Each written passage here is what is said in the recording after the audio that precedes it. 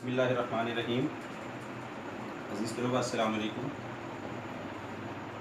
عزیز طلباء، آج ہم خط لکھنے کا جو طریقہ ہے، خط لکھنے کا جو درست پیٹرن ہے، اس کو آج ہم اپنے لیکچر میں ڈسکس کریں گے۔ خط جو ہے 6-7 کو چوائس کے ساتھ آتا ہے، یعنی خط اور درخواست میں آپشن ہوتی ہے کہ یا خط لکھیں یا درخواست لکھیں، لیکن جماعت ہشتم میں خط جو ہے وہ الگ سے ایک سوال ہوتا ہے اور درخواست الگ سے ایک سوال ہوتا ہے۔ تو آج ہم خط کو انشاءاللہ ڈسکس کرتے ہیں، اور نیکسٹ جو لیکچر ہے اس میں ہم انشاءاللہ درخواست لکھنے کا جو درست پیٹرن ہے، درست انداز جو ہے، جس سے ہم زیادہ سے زیادہ میکسیمم مارکس جو ہے وہ لے سکیں اپنے امتحانات میں، اس کو جو ہے وہ انشاءاللہ ڈسکس کریں گے۔ تو آج ہم خط کو دیکھتے ہیں۔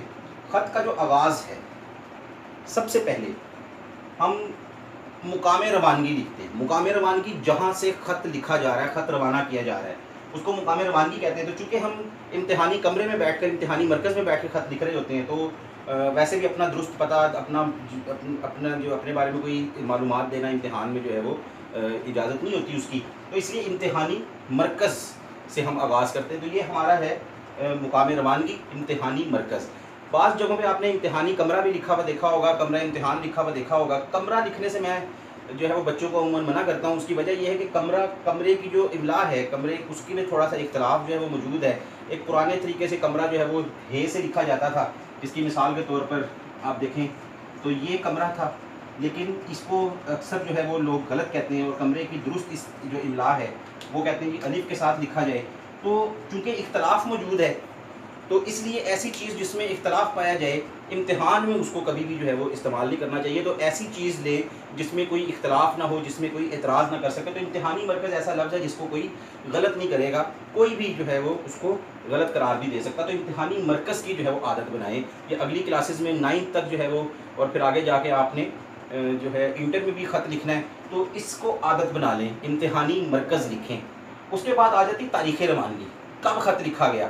تو جو بھی تاریخ ہو آپ اس کو لکھ سکتے ہیں۔ تو 20 اپریل 2020 یہ تاریخ اور مقام روانگی جب آپ لکھ دیں گے درست طریقے سے دائیں طرف، تو آپ کو اس کے درست لکھنے پر کیا ہوگا، 1 نمبر جو ہے وہ دے دیا جائے گا۔ اگر اس میں غلطی ہوئی تو نمبر کٹ بھی سکتا ہے، لہٰذا اس کو بڑی احتیاط سے جو ہے وہ دیکھیں، اس کو یاد رکھیں۔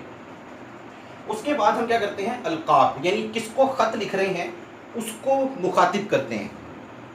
تو اچھے لقب سے بلائیں۔ تو یہ خط جو ہے والد کے نام تھا، تو اس میں کیا ہے کہ ابا جان، ابا جان، محترم ابا جان تھوڑا ثقیل ہو جاتا ہے، تو والدین کے ساتھ تھوڑی بے تکلفی ہونی چاہیے، تو اس لیے پیارے ابا جان لکھ دیں تو یہ ذرا اچھا لگتا ہے، ایک بے تکلفی اور ایک لگاؤ جو ہے وہ نظر آتا ہے اس میں۔ تو پیارے ابا جان۔ پھر ندائیہ کی علامت، یہ ایک لائن لگا کے نیچے چھوٹا سا نقطہ لگایا۔ ندائیہ ندا سے ہے، ندا کا مطلب ہے آواز دینا، اور آواز جب بھی کسی کو مخاطب کریں گے، کسی کو بھی آپ جب اپنی طرف متوجہ کرتے ہیں آواز دے کر یا بلا کر یا اس کو صدا لگاتے ہیں، تو ہم یہ ندائیہ کی علامت لگاتے ہیں تحریر لکھتے ہوئے۔ یہ اس بات کی علامت ہوتی ہے کہ دوسرے شخص کو کیا کیا گیا ہے، بلایا گیا ہے۔ اس کو ہم ندائیہ، فجائیہ، استجابیہ بھی کہتے ہیں، لیکن جب ہم کسی کو پکارنے کے لیے استعمال کریں تو یہ ندائیہ کی علامت کہلاتی ہے۔ اگر یہ ندائیہ کی علامت آپ نے نہیں لگائی تو آپ کا 1 نمبر جو ہے وہ کٹ جائے گا، یعنی پیارے ابا جان 1 نمبر۔ اگر یہ علامت غلط ہوئی یا ادھر کوئی املا کی غلطی ہوئی تو آپ کا نمبر ضائع ہو جائے گا، لہذا املا پر بھی توجہ دیں، اور دوسرے علامات کے استعمال پر، جس کو ہم رموز اوقاف کہتے ہیں، ان کے اوپر بھی جو ہے وہ خصوصی توجہ دینی ہے۔ تو یہ ندائیہ کی علامت آئے گی پیارے ابا جان کے بعد۔ اس کے بعد ہے السلام علیکم، یعنی آداب، القاب، اور اس کے بعد آداب آ گئے، یعنی سلام عرض کر دیا، دعا دے دی۔ اس کے بعد ہم نے ختمے کی علامت لگائی ہے۔ ختمہ یعنی جس کو انگلش میں ہم فل سٹاپ کہتے ہیں، اردو میں چھوٹا سا ڈیش ہوتا ہے، اس میں ڈاٹ لگتا ہے، اس میں چھوٹا سا ڈیش لگا دیتے ہیں ہم۔ تو السلام علیکم کے بعد ہم نے یہ ختمے کی جو ہے وہ علامت لگا دی۔ یہ اس بات کی علامت ہوتی ہے کہ یہاں پر بات فی الحال ختم ہو چکی ہے۔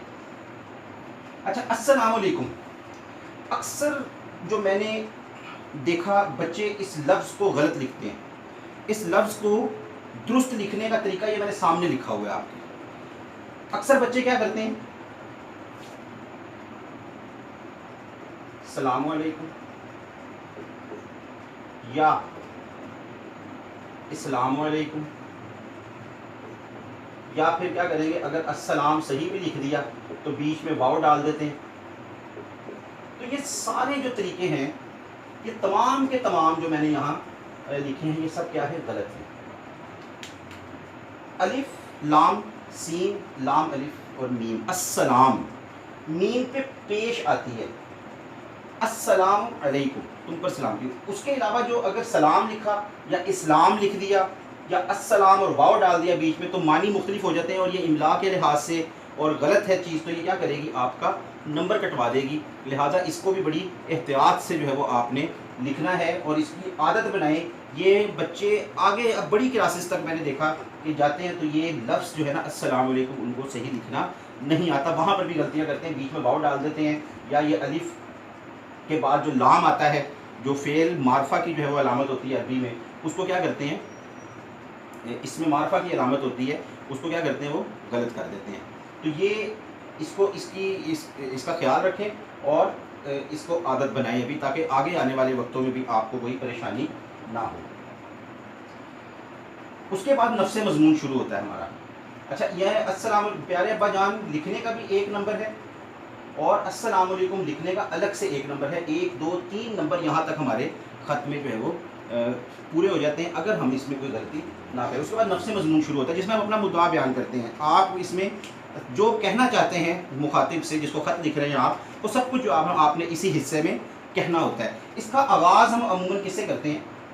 خیریت نگاری سے کرتے ہیں، ٹھیک ہے، مزاج پرسی سے کرتے ہیں کہ امید ہے آپ خیریت سے ہوں گے۔ یہاں خیریت پوچھی گئی ہے تو کیا ہے؟ مزاج پرسی ہے۔ اس کے بعد اپنی خیریت بتائی گئی ہے، خیریت نگاری، تو میں بھی یہاں خیریت سے ہوں۔ اسی سے خطوط کا جو ہے وہ آغاز ہوتا ہے۔ وہ خطوط جو ہم اپنے کسی تعلق والے کو، کسی رشتہ دار کو، کسی اپنے دوست کو یا اپنے کسی قریبی عزیز کو جو ہے وہ لکھتے ہیں، تو اس کا آغاز جو ہے وہ خیریت نگاری سے اور مزاج پرسی سے ہوتا ہے۔ ایک جو ہے وہ ایسا خط ہے جس میں خیریت نگاری شروع میں نہیں لکھی جاتی ہے، نہ جو ہے وہ مزاج پرسی کی جاتی ہے، وہ ہے جب ہم کسی کی تعزیت کا جو ہے وہ خط لکھتے ہیں، کسی کی وفات پر تعزیت کا جو ہم خط لکھ رہے ہوتے ہیں، تو اس میں پھر ہم خیریت نہیں پوچھتے، ٹھیک ہے، تو وہ وہاں پر نہیں لکھی جاتی۔ اس کے بعد آپ اس کو لکھیں تو یہ جو ہمارا نفس مضمون ہے اس میں آپ نے تمام باتیں بیان کرنی ہے، ٹھیک ہے۔ اس کا جو اختتام ہے نفس مضمون کا وہ سلام دعا پر ہوتا ہے، ٹھیک ہے۔ جو دوسرے گھر کے جو افراد ہیں ان کے بارے میں پوچھا جاتا ہے، ان کو سلام اور دعا جو ہے وہ پیش کی جاتی ہے، اور یہاں پر پھر ہم خط کا کیا کرتے ہیں؟ اختتام کرتے ہیں، اور آخر میں انتہائی بائیں طرف الٹے ہاتھ نیچے ہم لکھتے ہیں والسلام، کہ والسلام بھی لفظ کو جو ہے وہ درست لکھیں۔ اس کا بھی الگ سے جو ہے وہ ایک نمبر ہے اس پورے حصے کا۔ کون لکھ رہا ہے خط؟ آپ کا بیٹا والد کو خط لکھا ہے تو بیٹے نے لکھا ہوگا یا بیٹی نے، تو آپ کا بیٹا یا بیٹی، اور ہم نام پتہ اپنا نام رول نمبر وغیرہ نہیں لکھتے امتحانات میں، تو اس کی جگہ پر ہم کیا لکھتے ہیں؟ الف ب ج۔ تو آپ نے دیکھا کہ یہ میں نے آپ کو بتایا کہ امتحانی مرکز اور تاریخ لکھنے کا ایک نمبر ہے، پھر پیارے ابا جان اور یہ علامت تک جو ہے وہ ایک نمبر ہے، یہاں تک ایک نمبر، السلام علیکم کا ایک نمبر، 1 2 3، اور میں نے بتایا کہ والسلام آپ کا بیٹا الف ب ج، اس کا بھی ایک نمبر ہے۔ تو 4 نمبر، 6 نمبر بچے، تو 6 نمبر جو ہیں وہ ہمارے کس کے ہوتے ہیں؟ نفس مضمون کے ہوتے ہیں۔ تو یہ پیٹرن ہے، یہ اگر چیزیں آپ درست لکھتے ہیں تو 4 نمبر تو بالکل ایکوریٹ آنے چاہیے۔